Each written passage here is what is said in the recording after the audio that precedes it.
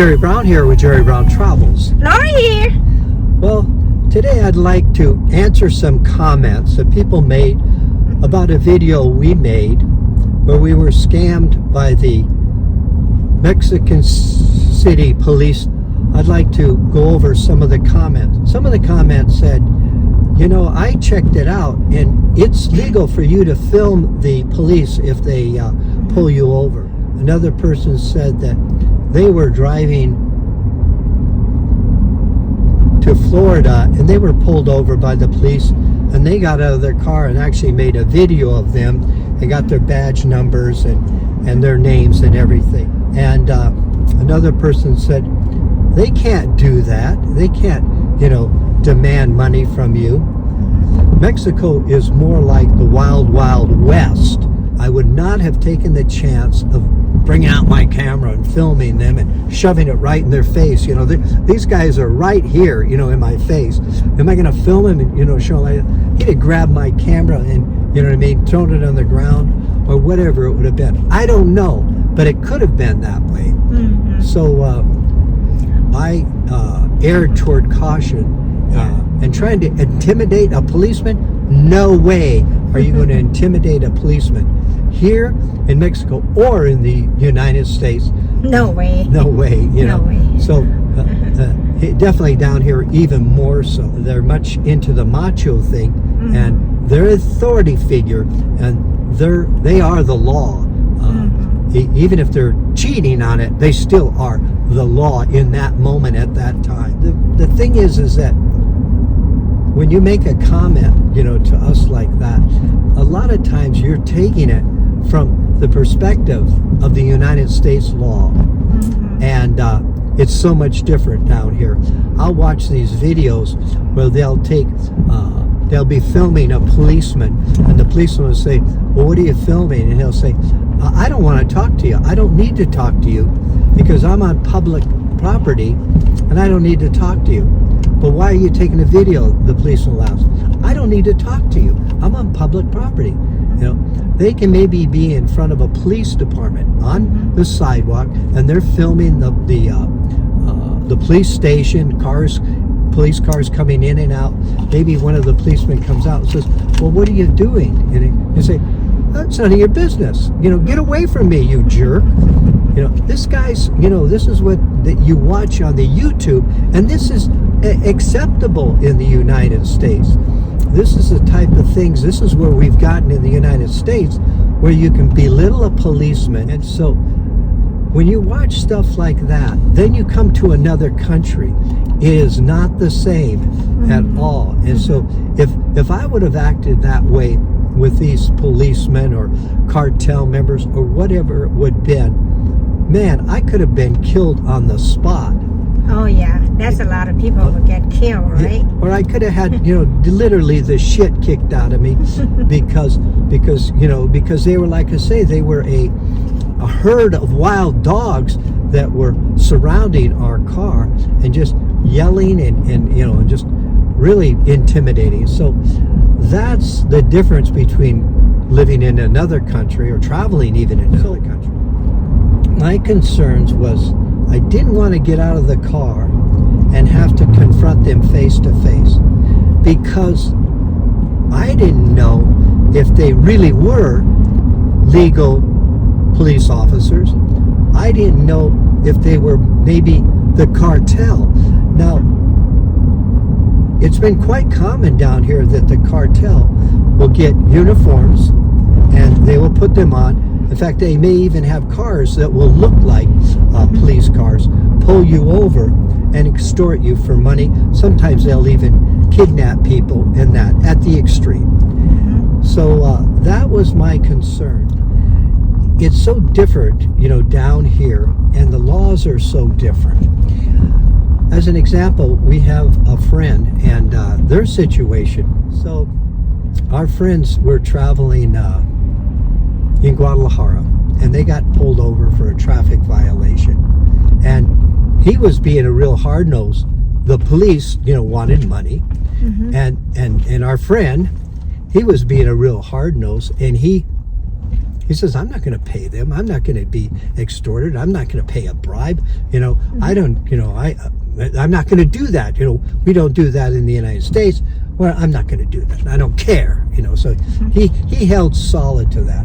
So what did they do? They gave him a ticket. They impound his car. And they legally can impound your car. You have to provide your driver's license, your registration, and they can even take them and keep them. So that way, they want to make sure if they do give you a citation, a ticket, that you go to the municipality and you pay the ticket. So legally, they can take your driver's license, take your registration, now, and take your impound your car. So he had his car impounded. Okay, he's not going to be intimidated. He's not going to pay a bribe.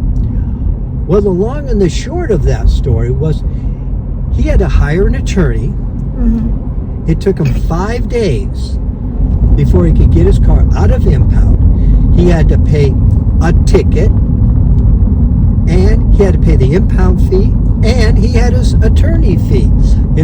So he spent somewhere probably over $700 to fight this thing based on his principle that he wasn't going to be intimidated or forced to pay a bribe.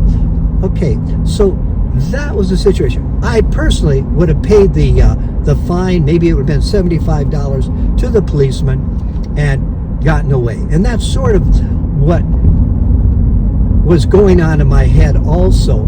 So I didn't want to confront them face to face, being outside. Now remember, there was like 6 of 8 of the Mexican police surrounding us in our car. And if I got out of the car and I, let's say, started filming them, and they didn't like that, they felt, and all it would take is one person, one of these policemen, to be pissed off at me. And then, like ravenous dogs, they could attack. And so I didn't want that to happen. And hearing stories about the Mexican police, how they can be intimidating and how they can bend the law to extort people. So it's not a common occurrence, okay? Let me make that clear. Now, if you haven't seen the video we made on that, at the end of the video here, I will leave a link, and also you'll be able to look at the video we made, how we originally were ripped off. We were sitting in our car, and they pulled us over. Three policemen came up to my window, and he started talking really fast, in Spanish. And then 3 people goes to Lori's side, and they start talking really fast on, that we're going to impound your car, you have to pay this fine and stuff. Hey, we don't speak that well Spanish, and they talk really fast. They're wearing their mask, okay? They got their motorcycle helmet on, and they're wearing their mask.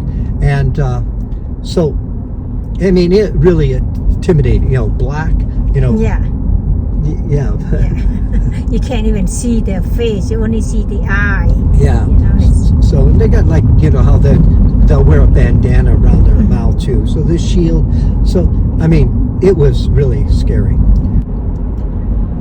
The best way I can explain it to you, just picture yourself going down the road, and all at once, some Hell's Angels come up, and there's like 3 on one side, 3 on the other, a whole troop of them in the back. They pull you over.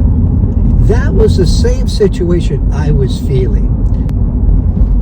They pull me over, and they want money and stuff like that.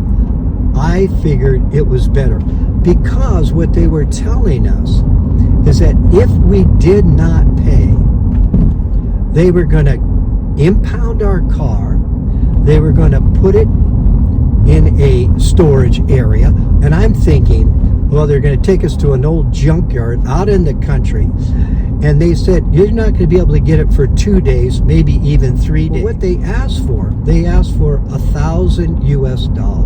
So the long and the short of it is that we ended up negotiating, because I did not want to get our car impounded and be stranded and they literally took all of our money that we had and got it down to $750. That's all that we had. So when we finally got away from that situation, we had learned that really we were wrong, that you do need a permit to drive in Mexico City. They have an odd even numbers on your license plates. So you can drive, there's 2 days you cannot drive, say on your license plate. Well, guess what? That was one of the days that we weren't supposed to drive in Mexico. So we were guilty on that, but we learned later that the fine would be $100. But what we eventually did, once we knew that we were wrong, we then had a friend who she signed up for us online to get that permit, and then we posted it on the window. If and when we drive back through that area, knowing now that we do have to have that permit, we will go online, we will get the permit, we'll print it out, and we'll post it on our window, so that way we won't have the problem that we ran into there.